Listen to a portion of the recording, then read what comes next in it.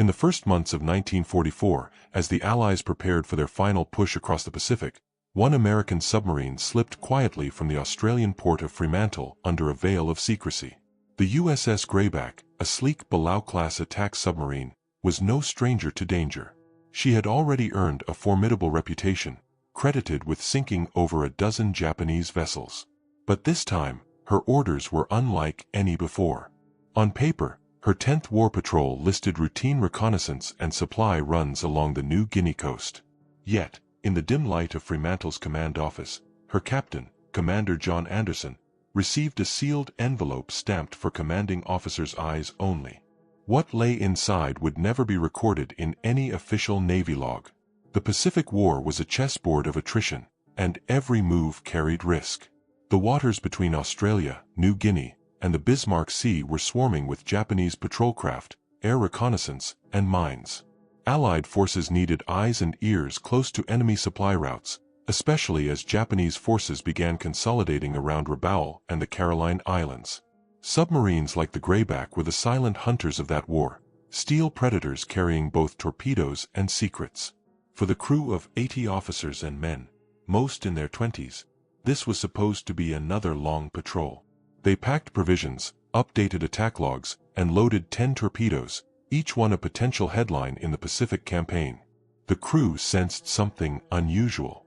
Boatswain's mate Frank Sipes later wrote in his private journal, "The captain's got a different look this time. He's not telling us much.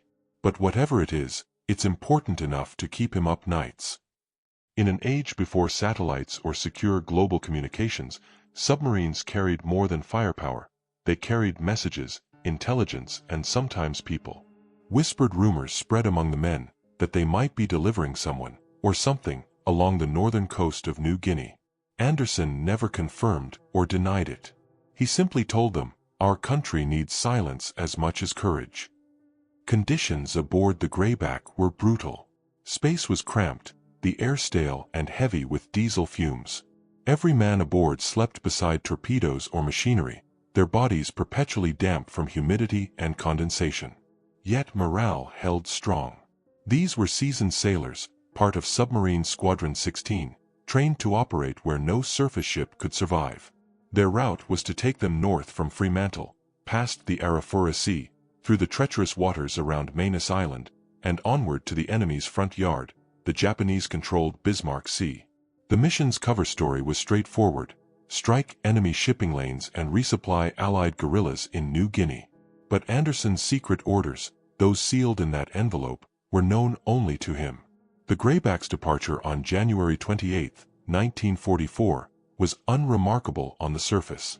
Families waved goodbye, unaware it would be the last time anyone saw the submarine afloat. Within days, coded messages confirmed successful passage through Allied-controlled zones.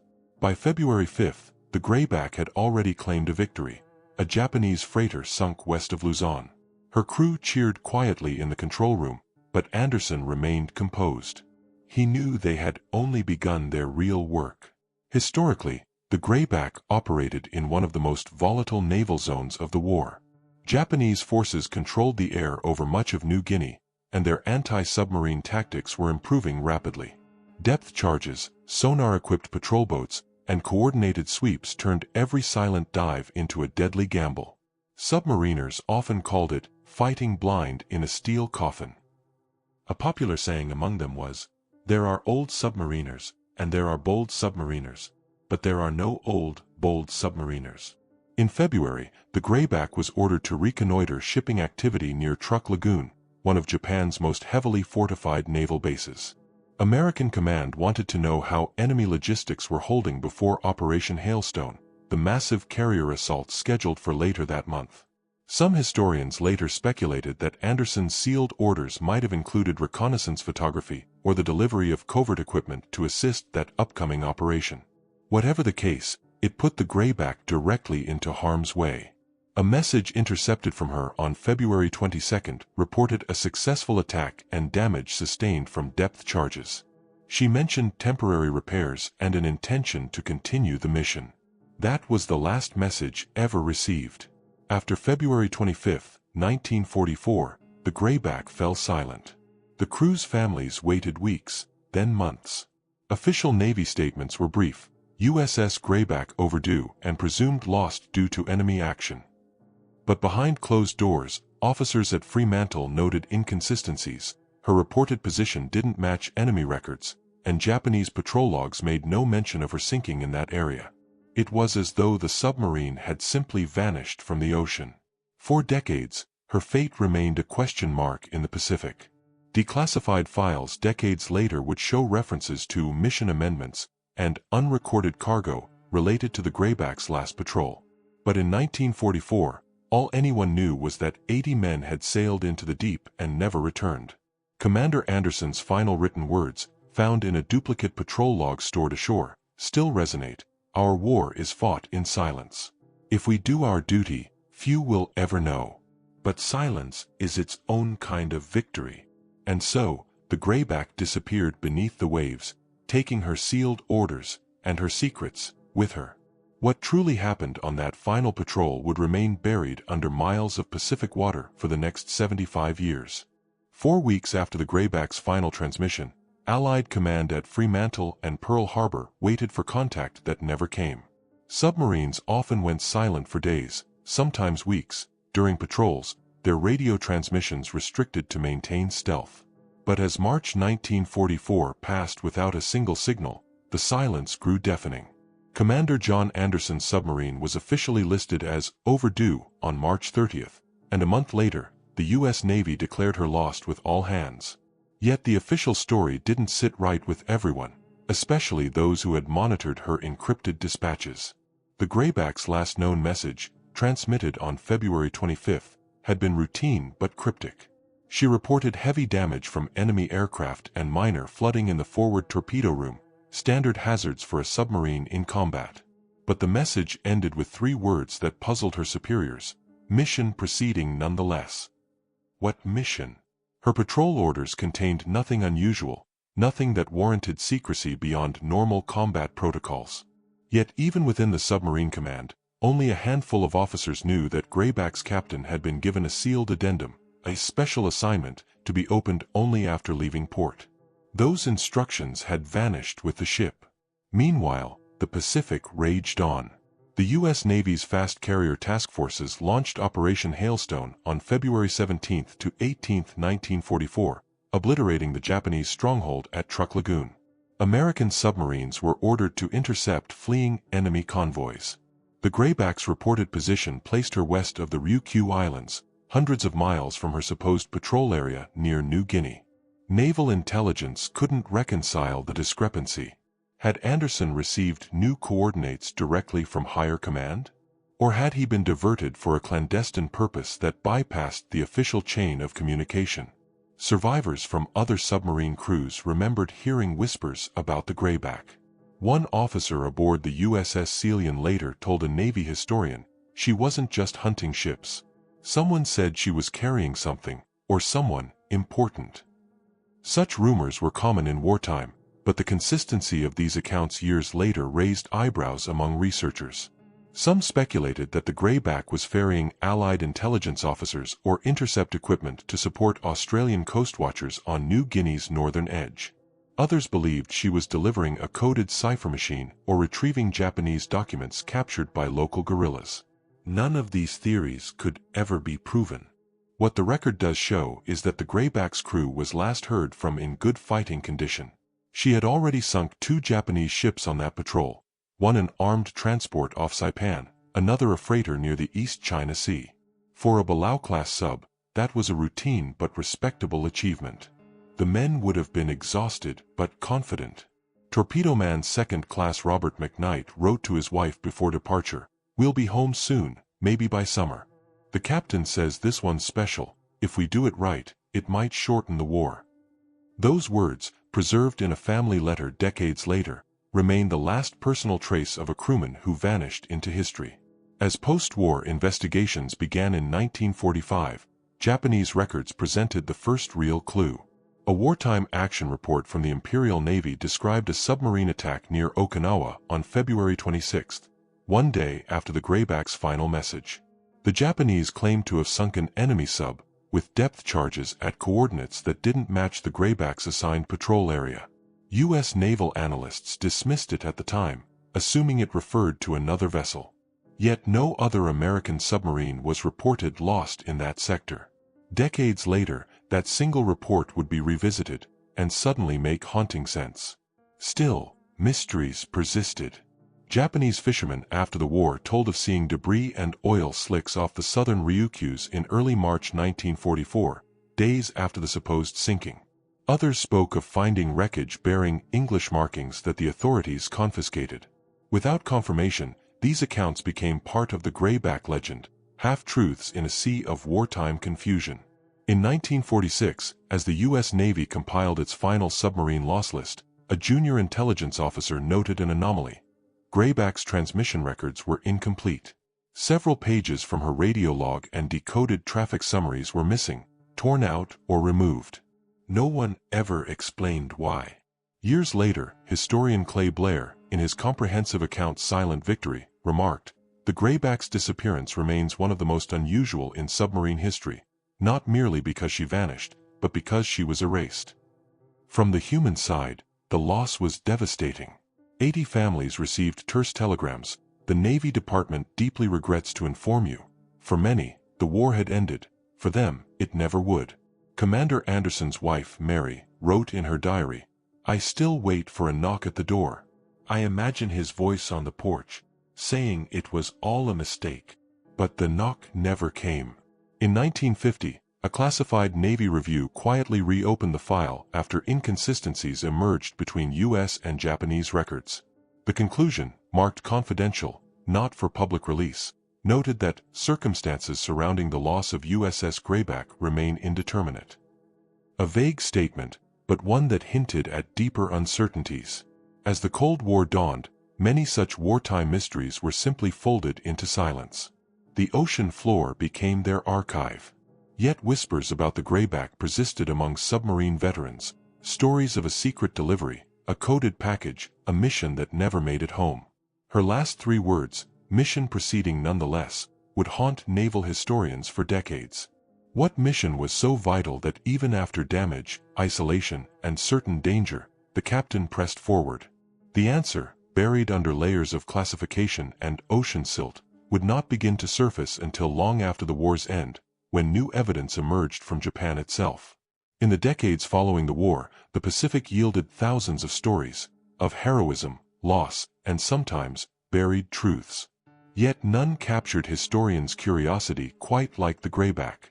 Officially, she was one of 52 U.S. submarines lost during World War II. But unlike the others, her disappearance defied the logic of time and geography. Then, in the 1960s, a curious set of Japanese naval documents came to light, reopening questions many believed long settled. These records were discovered in Tokyo's defense archives by a young Japanese researcher named Hideo Kiyoshi. They detailed anti-submarine operations off Okinawa between February 25 and March 1, 1944. In one entry, dated February 27, a Japanese patrol vessel reported engaging a large American submarine that fired torpedoes at a convoy near the Ryukyu Islands, hundreds of miles from the Greyback's last reported position. The submarine's identity was never confirmed, but the aftermath described an oil slick, wreckage, and, most intriguingly, recovered documents marked U.S. Navy, top secret. That single phrase sent ripples through naval research communities. No U.S. submarine other than the Greyback was unaccounted for in that area or time frame. If true, it meant she had survived beyond her presumed date of loss, operating far north of her assigned zone. But how and why she got there was anyone's guess. Some historians dismissed the records as clerical errors. Others saw something deeper. Declassified communications between the U.S. Office of Naval Intelligence and the OSS, Office of Strategic Services, suggested that several submarines had been used to ferry agents, documents, or special cargo throughout 1943–44. One OSS memo even referenced a submarine-based transmission recovery mission off the northern coast of New Guinea. Though it never named the Greyback directly, the timeline matched perfectly. Navy archivist Commander Richard Kelso, who reviewed the files in the 1970s, later remarked, They weren't just sinking ships, they were moving ghosts. His comment referred to a pattern of submarines operating off-record, slipping between official missions to carry out clandestine assignments. These missions often involved intelligence work, the delivery of spies, or the extraction of captured Japanese codebooks. Few were ever acknowledged, and almost none were documented in detail. Eyewitness testimony added to the mystery. In 1971, Japanese fisherman Kenji Morita gave an interview describing how his father's trawler had come across strange metal debris south of Okinawa shortly after the war's end. The wreckage, he said, bore English letters and a partial hull number, something like 2-0. The Greyback's hull number had been SS-208. Morita recalled that Japanese authorities confiscated the debris within days. "They told us to forget what we saw," he said. "So, we did." Meanwhile, in the United States, families of the Greyback's crew never stopped searching for answers. Veterans' newsletters, submarine associations, and amateur researchers pieced together fragments of her story. One letter from a former radio operator aboard USS Tunney recalled hearing unidentified distress traffic in early March 1944. Messages scrambled and broken, but possibly American. The signals were triangulated to an area south of Okinawa. No rescue or follow-up ever occurred. By the 1980s, new interpretations emerged. Some believed the Greyback had been diverted to intercept a high-value target, a Japanese dispatch vessel or officer convoy fleeing truck after the U.S. carrier raid. Others proposed an even more secretive purpose: the retrieval of captured intelligence materials from Allied agents operating in the New Guinea theater. Whatever the reason, something had taken the submarine far from where she was supposed to be. Naval historian Dr. Stephen Lutz summarized it succinctly. If the Greyback was attacked near Okinawa, that means she wasn't lost in battle as reported. She was lost in silence, on a mission that never officially existed. The deeper investigators dug, the more irregularities surfaced. For instance, the Greyback's patrol report was finalized weeks before confirmation of her loss, an unusual administrative move. Additionally, her commanding officer, John Anderson, was posthumously awarded the Navy Cross, but the citation was curiously vague, citing exceptional service in the execution of assigned and additional duties of extreme importance. Additional duties, a phrase that raised more questions than it answered. As the years passed, legends grew around the missing submarine. Some veterans claimed she carried experimental radar equipment. Others swore she had been involved in an OSS spy extraction gone wrong. Still others whispered that the Navy had known her true fate but suppressed the details to protect wartime intelligence methods. There was no proof, just patterns, omissions, and silence. By the time the Cold War was in full swing, the Greyback's file had become a cautionary tale for naval intelligence officers. One internal briefing from 1968 put it plainly: certain operational losses remain classified not due to sensitivity of the loss itself, but due to the nature of the mission at the time. It was bureaucratic language for something far more human: 80 men who disappeared because they followed orders no one could later admit existed. Yet, even amid the uncertainty, one fact held firm: the last confirmed sighting placed her alive and fighting in waters she should never have been near. That revelation changed everything. It meant that Commander Anderson's mysterious sealed orders had not been a decoy or a rumor. They had taken his submarine into enemy territory for a reason history had yet to uncover. And so, the story of the Greyback deepened into something more than a naval tragedy. It became a riddle, one that would draw divers, researchers, and historians into the dark waters of the Pacific for decades to come, each hoping to find the truth that wartime secrecy had swallowed whole. By the mid-1970s, the puzzle of the USS Greyback resurfaced in a most unexpected place. Within the long-sealed archives of the OSS, the Office of Strategic Services, America's wartime intelligence agency and precursor to the CIA. A researcher combing through partially declassified files stumbled upon a reference to Operation Seahawk, a covert Allied intelligence plan executed in early 1944 along the northern coast of New Guinea. The file mentioned a submarine transport designated Submarine 208. For naval historians familiar with the Greyback's hull number, SIS 208, it was like hearing a voice echo from the deep. Operation Seahawk was designed at a critical juncture in the Pacific War. Japanese forces still held vast stretches of New Guinea, and Allied commanders desperately needed intelligence on troop movements, radar installations, and supply routes connecting the islands to the Philippines. The OSS had been working closely with Australian coastwatchers, local operatives and missionaries who transmitted coded messages from behind enemy lines. But communications were breaking down, and supply drops by air had become too dangerous. A submarine was the only way to get people and equipment in and out unseen. The plan, as reconstructed from the fragmented OSS documents, was breathtakingly risky. A U.S. submarine would deliver intelligence agents and sensitive equipment to the New Guinea coast, under cover of a standard naval patrol. No formal record of the mission would exist. Even the submarine's crew would be told only what was necessary to complete their role. The operational note found in the archives contained just 4 lines: delivery confirmed. Proceed with secondary intercept recovery. Package classified Omega. Silence follows. That phrase, silence follows, would later haunt every historian who studied the case. It implied not failure, but the deliberate termination of communication, standard procedure for black operations that could not be traced. To this day, no one has identified what Package Omega referred to, though speculation ranges from captured Japanese code material to Allied radar prototypes smuggled through covert channels. If the Greyback was indeed the submarine assigned to Operation Seahawk, it meant her official patrol orders were merely a facade.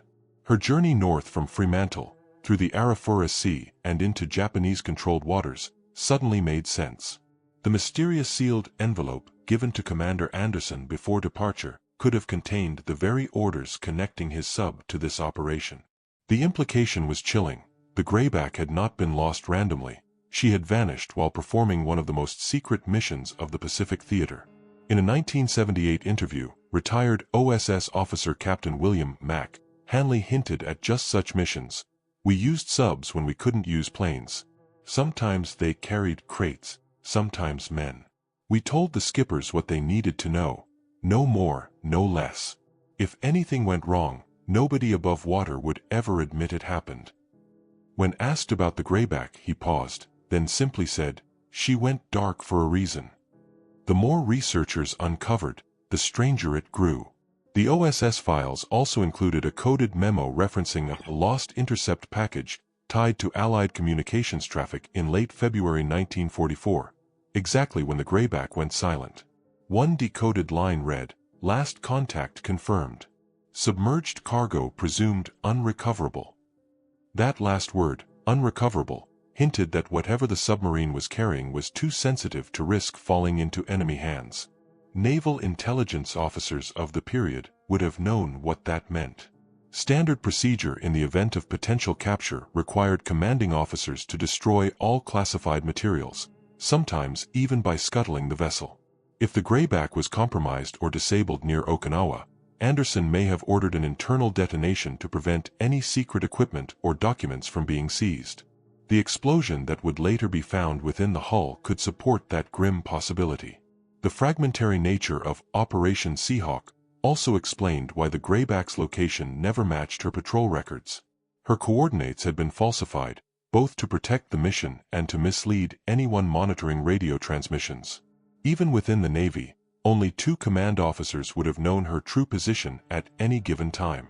When both men were killed later in the war, their knowledge went with them, effectively erasing the trail. Declassified correspondence between British and American intelligence agencies added a final, unsettling layer. A 1945 British Admiralty memo referenced the possible loss of an American vessel engaged in high-value personnel transfer off the Ryukyus. That detail, personnel transfer, suggested she may have been carrying an agent or defector, perhaps someone with critical knowledge of Japanese code systems. If true, it would explain why her existence, her mission, and even her disappearance were cloaked in secrecy. For historians and families alike, the picture was bittersweet. The OSS notes did not confirm the Greyback's fate, but they revealed enough to reframe her story. She had not been a casualty of random warfare. She had been part of a silent struggle for intelligence supremacy, a shadow war fought beneath the waves. One line from Commander Anderson's recovered notebook, found in the archives of his former executive officer, offered a poignant glimpse into his mindset before departure. "If silence is the cost of victory, then we will pay it in full." As the 1970s closed, the grayback's story remained half-told, its edges defined not by what was known, but by what was deliberately erased. The Pacific still held its secrets, and the grayback was one of them, a steel vault resting somewhere in the dark, its mission unspoken, its truth unconfirmed. But that would begin to change, decades later, when technology and determination finally converged beneath the waves. In 2019, 75 years after the grayback's disappearance, the Pacific Ocean finally began to yield its secret. A private research group called the Lost 52 Project, led by American explorer Tim Taylor, had been using advanced undersea drone technology to locate the wrecks of all 52 U.S. submarines lost in World War II. Their work combined modern sonar mapping, robotics, and declassified naval data to scan thousands of square miles of seabed. On a calm day in June, while surveying waters south of Okinawa, the team's sonar screens revealed an unmistakable silhouette resting over 1,400 feet beneath the surface, a shape that could belong only to one ship, the USS Grayback. At first, the find didn't make sense. The coordinates were more than 250 miles from the submarine's officially recorded position. How could she have ended up there? When a remotely operated vehicle descended into the deep, its floodlights illuminated the unmistakable features of a Belau-class submarine. The hull was fractured near the conning tower, the bow torn open from what appeared to be an internal explosion. Stenciled on a rusted plate, barely visible under marine growth, were the numbers 208. The long-lost grayback had been found. News of the discovery spread quickly among naval historians and families of the lost crew. For many, it brought long-awaited closure, but also new questions. Why had the submarine been so far off course? And what had caused the catastrophic blast that tore her apart? The dive team's footage provided tantalizing clues. The forward section showed outward damage consistent not with a torpedo strike, but with an explosion originating inside the ship. The control room appeared intact, suggesting the blast had been deliberate and localized, not random. Analysis by naval experts suggested several possibilities. The simplest was that one of the submarine's torpedoes had detonated during loading or while under pressure at depth, a common cause of submarine losses in that era. But others saw evidence pointing to something else. The wreck contained what appeared to be metal fragments inconsistent with standard torpedo casing, possible remnants of storage containers or special equipment. Some speculated that Commander Anderson might have ordered the destruction of sensitive material to prevent capture, supporting the theory that Grayback had been carrying intelligence cargo tied to Operation Seahawk. Forensic imaging of the wreck also revealed that the forward escape trunk had been manually sealed from the inside, rather than closed automatically, a small but haunting detail suggesting that the crew had taken deliberate action in their final moments. "It looked like they knew what was coming," said Tim Taylor in a later interview. "It wasn't chaos, it was control." Family members of the lost sailors gathered for memorial services as the Navy officially confirmed the identification. Among them was Karen Anderson, the granddaughter of Commander John Anderson. "For 75 years, all we had were stories," she said through tears. "Now we know where they rest. But we still don't know why."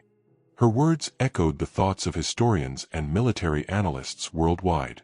The Grayback had been found, but the mystery of her mission remained unsolved. Interestingly, the discovery prompted the release of several previously withheld wartime documents.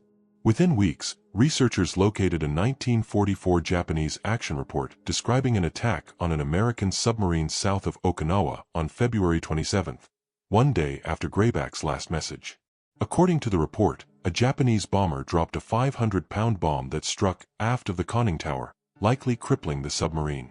Yet the same document noted a secondary explosion moments later, stronger than the bomb itself, which split the submarine in two. That single line reignited debate over what had detonated within the vessel: ammunition or something else. Experts from the U.S. Naval History and Heritage Command examined the wreck footage and confirmed the presence of blast patterns consistent with an internal detonation. However, they also found that the submarine's hatches and internal compartments were remarkably well preserved, suggesting that some sections had flooded slowly rather than collapsing instantly. This meant part of the crew may have survived for several minutes, or even hours, after the attack. The thought of 80 men waiting in the dark, 400 meters below the surface, realizing there would be no rescue, lent the wreck a chilling humanity. In a modern context, the Greyback's discovery underscored a larger truth about war and secrecy. For decades, families were told simple, sanitized stories, lost due to enemy action. But behind those words often lay layers of classified history. Missions erased from official records for national security, their details buried as deeply as the wrecks themselves. One naval historian put it plainly, "We lost the Greyback twice, first to the war and then to silence." What made the discovery even more compelling was the way it bridged generations. The technology that found her didn't exist when the war ended, and yet, through sonar, mapping, and deep-sea robotics, the Greyback's story resurfaced in vivid clarity. Divers described the wreck as eerily peaceful, a time capsule resting in near-perfect stillness, the ocean currents moving softly through open hatches. Amid the wreckage, the team found remnants of the submarine's bell and a fragment of a nameplate bearing the letters USS GRA, a final confirmation of identity. Today, the Greyback lies officially designated as a war grave, protected by the U.S. Navy. No attempts to recover her will be made. But the questions she raises remain alive. What classified materials did she carry? Why did her true route remain hidden? And did her captain, facing certain destruction, choose to keep her secrets sealed forever? As one researcher on the Lost 52 project reflected, gazing at the sonar image of the wreck, "It's not just a ship we found, it's a message from history. One that waited 75 years to be heard." When the story of the USS Greyback resurfaced in 2019, the world learned more than the fate of a single submarine. It rediscovered a piece of hidden history. The images of her resting place, silent and whole amid the silt and shadows of the Pacific, gave her crew the memorial they had been denied for 3/4 of a century. Yet, as with many wartime mysteries, the discovery provided as many questions as answers. What had the Greyback truly been doing off Okinawa in February 1944, and what secret had Commander Anderson taken to his grave? In the years following her discovery, declassified materials from both U.S. and Japanese archives continued to shed light, if not full clarity, on her final mission. Among the most intriguing finds was a post-war intelligence summary referencing loss of classified material, submarine asset, February 1944. The line appeared in a collection of Office of Naval Intelligence records and was later redacted in subsequent releases. The date matched Greyback's disappearance almost exactly. Analysts who examined the document concluded that it was likely related to the same Package Omega mentioned in the OSS Operation Seahawk files. If true, this would confirm that Greyback was carrying classified equipment or intelligence of strategic significance, something that could not fall into enemy hands under any circumstances. Further investigation revealed another clue. A Japanese report filed from Naha, Okinawa, in March 1944, described the recovery of fragments of coded instruments among submarine wreckage. The items were quickly transferred to Tokyo for examination, but the report ended abruptly with a note, "Contents destroyed per order, no value determined." That cryptic conclusion may have been deliberate misinformation, or it may have reflected ignorance of the true nature of what they had found. Either way, it hinted that Greyback had indeed been carrying something more than torpedoes and fuel. For the families of the lost sailors, however, the discovery was not about classified missions or hidden intelligence. It was about remembrance. In 2020, the U.S. Navy held a ceremony in Hawaii to honor the crew. Relatives of the fallen gathered as the names of all 80 men were read aloud, one by one, against a backdrop of ocean waves. The bell of another submarine tolled 8 times, the watch complete. Some wept quietly, others smiled through tears. They finally had a place to imagine their loved ones resting, far beneath the waves but never forgotten. Naval historians continued to study the wreck and its implications. Many now believe that Greyback's final act, whether intentional or accidental, was one of self-sacrifice. Commander Anderson's decision to proceed nonetheless, despite battle damage, suggested an unwavering commitment to complete his mission, no matter the cost. If he had indeed been ordered to destroy sensitive materials, it would mean that he fulfilled his duty to the very end. As one retired admiral put it, he didn't just die in silence, he defended it. Modern experts often view the grayback as a symbol of the hidden side of warfare, the intelligence operations, the secret missions, the quiet sacrifices that never made headlines. Her rediscovery also highlighted the remarkable efforts of those who refused to let history remain buried. Without private explorers, historians, and family advocates, her story might have remained forever lost. Technology gave us her location, Tim Taylor remarked during a later interview, but perseverance gave us her meaning.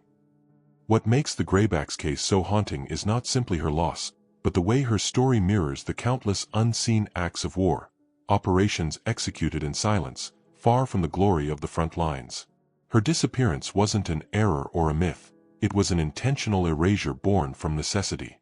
And yet, decades later, her truth surfaced anyway, piece by piece, through fragments of memory, declassified lines of text, and the patient work of those who believed some stories deserve to be told, no matter how long it takes.